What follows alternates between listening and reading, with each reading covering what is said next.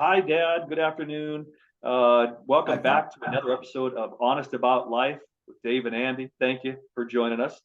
So, as I teased in the last episode, we talked about competitiveness and the role of competitiveness in your life, and how that has played a role.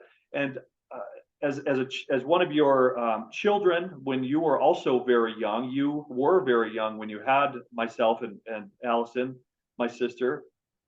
You were just, in many respects, just a very young man who probably had a competitive spirit that was very strong in you, right? You were in your 20s.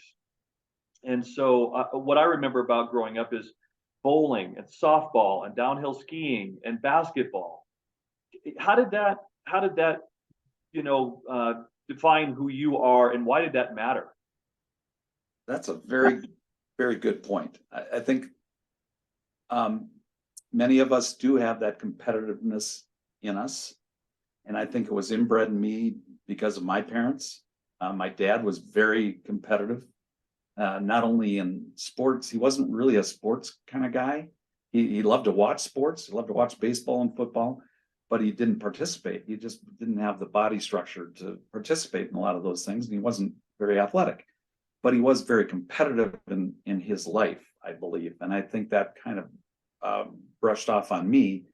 In I was competitive in sports, really, to a bad extent, and even because I would let that kind of dominate, and it shouldn't. You should enjoy what you're doing, enjoy the game, enjoy life, enjoy the competitiveness that comes with like with forecasting, with all the local TV stations. Some people are going to say, "Really, you do compete. You wanted to have a better forecast than the other stations, right?" So it's a really competitive thing. They're doing the same thing. We're looking at each other's forecasts and going, "I'm going to beat that guy," or that woman. And I think that's the difficulty because I was so competitive, it wore at me. And when I didn't win, it was bad. And that's when negative comes in. And you know what? It's not all about winning. It's about the experience. And you've heard this many times. It's about the path that you're taking. It's not about winning. It's about what kind of path did you take? And we can all kind of change that path from being super competitive to just being happy, happy about your path and what you're doing to get there. I hope that makes sense. It does. It does. I wonder if people are born with that need to compete and win, or if it's something that is taught. I know that, like you said, your parents, your dad, your siblings supported you in your athletic events. You probably felt good about them yelling from the stands, "Go Dave." So that drove you to be more competitive, and you like the way that felt. But do you think people are born with this competitive level, that being the high level, or not at all? I think it is. I think it's in the genetics. Totally believe that our genetics are part of it. So you are kind of born with a certain degree of competitiveness.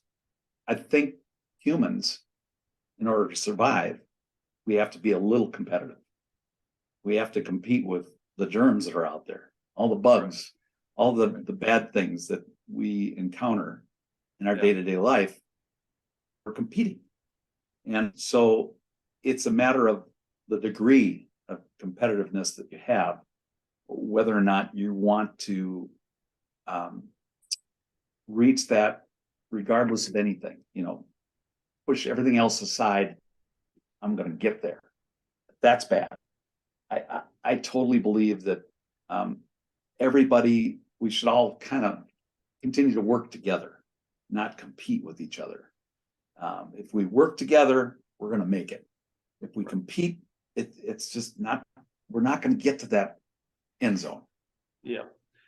But obviously, we're not experts. As you so adeptly mentioned in the last episode, this is just our life. This is just our experience, and that's what we're sharing with you. So we don't know the value or the harm even of being competitive or being too competitive. I imagine in some professions, being ultra competitive is really a good thing. And obviously, for some professional athletes, I guess they would have to be, right? They would have to be ultra competitive. So, I wonder if, we just saw the Super Bowl last night. We saw the Kelsey brothers. We saw mom was being highlighted for having raised two sons, one on either team, the Eagles and the Chiefs. I imagine that because of their competitiveness in the house, it probably raised their level. Would you agree? I totally agree with that. And I think that type of setup doesn't happen very often when a brother is playing against a brother in the best and the biggest game of the year, the Super Bowl. That I don't know if it had ever happened before. I don't know if they mentioned that or not, but I think that that's fun. That's not over competitive. I remember you and your sister, Allie, would be competitive with each other. And you're younger, not much, 14 months younger than your sister. Yeah, I think that's 15 right. months. Yeah, something like 18 months. Yeah. So I think that helped you, and you're very good about it. You didn't beat each other up or anything, which was good. But I think you learned how to use that to your advantage, and you both learned things that you might not have learned had you not been a little competitive in getting through that. And I think, what I enjoy is that my kids have all been very good students.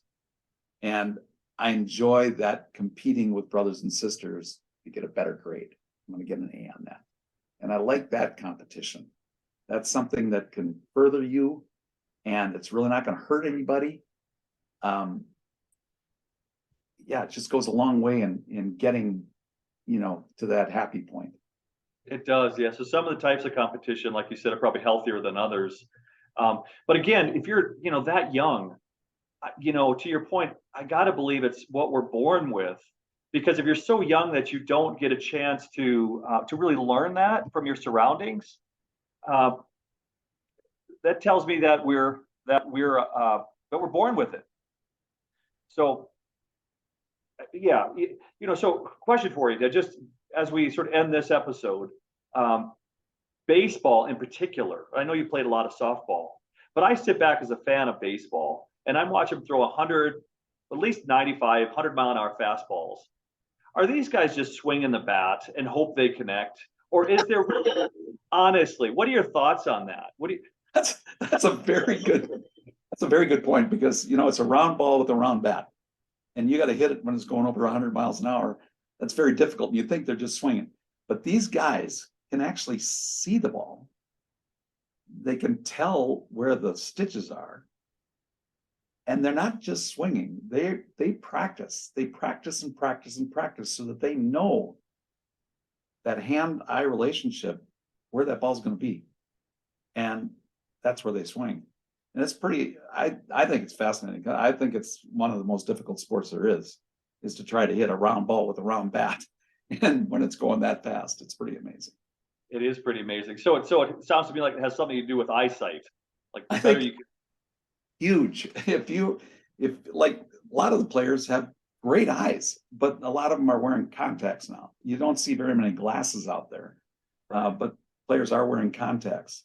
I think some of them have X-ray vision, so they can see through some people. But it's pretty amazing. I'm very in awe at the amount of ability that professional athletes of all kinds have. Yeah. Well, thank you, Dad.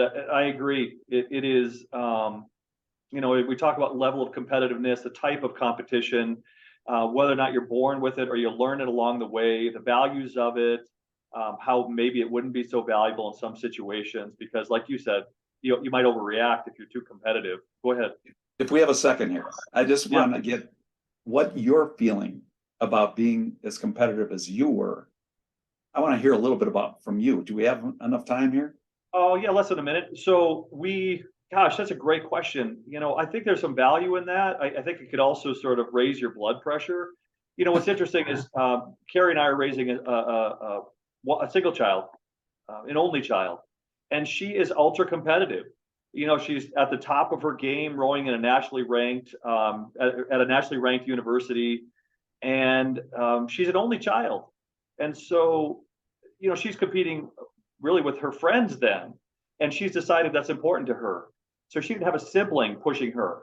So that is to your point about genetics. She was probably born with it, and then we were I was a young dad, not as young as you were when you had us, but as a young dad, I still had a lot of competitiveness and wanted to do well in sports, and maybe she caught some of that as well. So I think there's a lot of value in it, but to your point, it can be destructive if you don't manage it.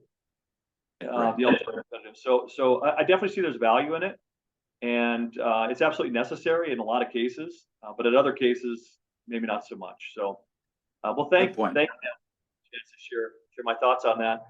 So next time, let's talk a little bit about time. Does it change? Does your perception of time change as you get older? So does it move more quickly? Does it move more slowly? I'd love to get your impression on that, Dad. Very good. Thanks, bud. Thanks, Dad. Love you. See you Love you. soon. See you soon, buddy. Bye now.